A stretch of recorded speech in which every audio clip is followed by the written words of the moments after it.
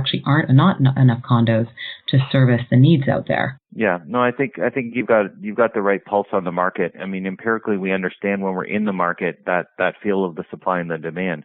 My first comment is that newspapers have drastic headlines to sell newspapers. Yes. I love when I get summaries of the news, and I'll read 2 articles will be that the condo market's oversold and it's going to crash, and the other 2 will say relative to the world we're doing fine. So look, the statistics that I believe in are, and I guess some of the fundamentals we believe in are, one, you're still sitting at 1% vacancy within Toronto. Mm-hmm. Second is that core properties, I think, will always be safe. I think as you get into peripheral markets in the GTA, it's a little bit more dangerous. Yeah. We've seen a large rise in the core, and I think that will be protected.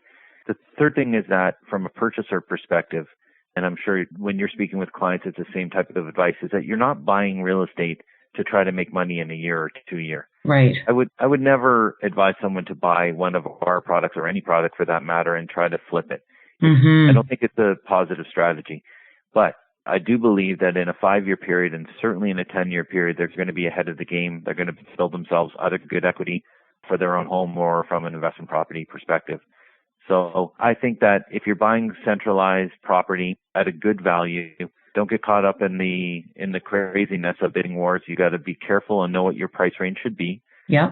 But when you're buying at a good market value, as long as you're in for the long term, you'll do great. Perfect. That makes sense. I always like to ask my interviewees, whereabouts do they live in the city and why? So I live in the Avenue and Lawrence area. Okay. I guess as I got older, I started in the core and really moved north sort of per decade. Yeah. So I'm mid-40s now, and I'm on my 3rd house actually at Avenue and Lawrence. But I did live young in St. Clair. I lived at Young Carlton before. Yeah. And it really has to do with family and space. As my family grew, we wanted a bit of a larger house. We wanted a backyard, and when we couldn't afford both a bigger house and a bigger backyard, we said, what do we want? So we started with the bigger backyard and small house, and then we traded that up. And I'm a classic example of someone who made good amounts of equity within my home, which allowed me to trade within the market. So we looked at proximity to the highway, which helps me for work. Yeah. We looked at a neighborhood with a lot of families, and safety within that, and really convenience, I guess, to friends. So those would be some of the major reasons. Perfect. That's great. So you would certainly advise other people out there that owning a home has been worth it over your journey? Oh, 100%. We're in an environment now where you can borrow. I just did a mortgage on a condo at 2.69. We'll see how that number stands up in the podcast world, but that's a 5-year rate. It's unbelievable that you can borrow money at that number. So the way I'd like to think about it is if you can grab leverage at 2.69%, let the market appreciate just relative to inflation, you're building equity on very, very cheap money. Absolutely. Actually, I can do one better than that. I just renewed my mortgage for my home at 2.2% fixed. Oh, you see, there we go. Okay, well, after the call, you can tell me where that came from. Okay, sounds good. Now, what do you think about people raising families in condos? Well, I think it's really a mindset. Yeah. You look at, if we lived in New York City, we probably wouldn't have the conversation. If we lived in London, England, we would think of it as being in a teeny flat or in a condo. So I like personally having a yard. I enjoy that. That being said, could I live in a condo across the street from a big park? Probably. Yeah. I think condos, they're great for certain stages of life. Mm-hmm. The toughest one is probably the late 30s to early 50s, where the family is the biggest, where you're utilizing your home a lot more.